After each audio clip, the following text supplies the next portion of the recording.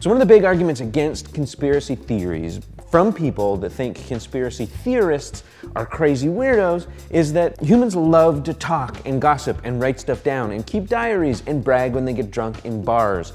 So that kind of implies that it's hard to keep it secret that aliens came and shot JFK in the head or that we faked the moon landing, because by now somebody would have talked, especially when you have newspapers that would pay a guy $100,000 for his story about how he contacted the aliens that gave him the space rifle to shoot JFK because JFK was the lizard man. However, when the conspiracy happened 400 years ago, you can maybe kind of buy that no one told, because I don't think anybody knew how to write, and gossip from 400 years ago is hard to remember because it happened 400 years ago.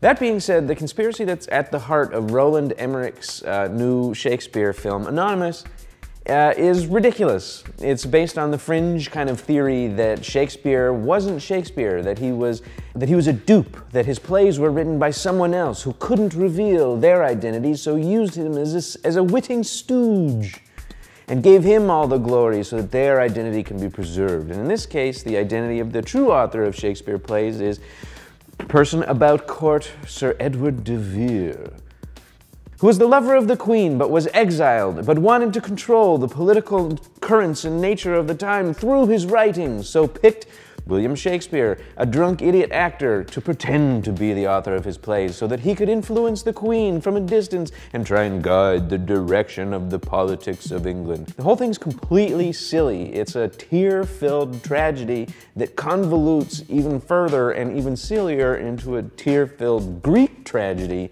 as the plot kind of twists in and on itself and gets crazier and crazier and goofier and goofier. There's a couple of okay performances, but by and large, it's super melodramatic. One guy says at one point, "I bid you adieu," and then kind of pulls a cape across his face and leaves. It's super melodramatic, and everything is in like Mount Everest high dudgeon mode. And the problem, of course, when you're making a film about an actual artist to the soul of the age like William Shakespeare, is every time you present some of his works in your work about his works, you're showing the work of a master in your work that's not by a master. So you keep being reminded of this feeling where you just think, man, I just wish I was watching a Shakespeare play instead. Like when they're mounting a Shakespeare play within the movie about Shakespeare, every time they stop, they come back and show the people scheming and going, you're like, oh Christ, I wish they would just show Richard III.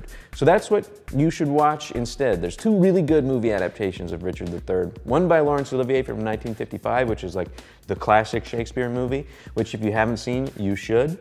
There's another one too, which stars Ian McKellen, which was made in 1995, which replaces the whole thing in kind of pseudo-fascist 1930s England. It's super underrated. It's really cool. And they're both absolutely worth checking out. Much more so than Emmerich's weird digital effect-filled super crybaby Greek tragedy, Anonymous.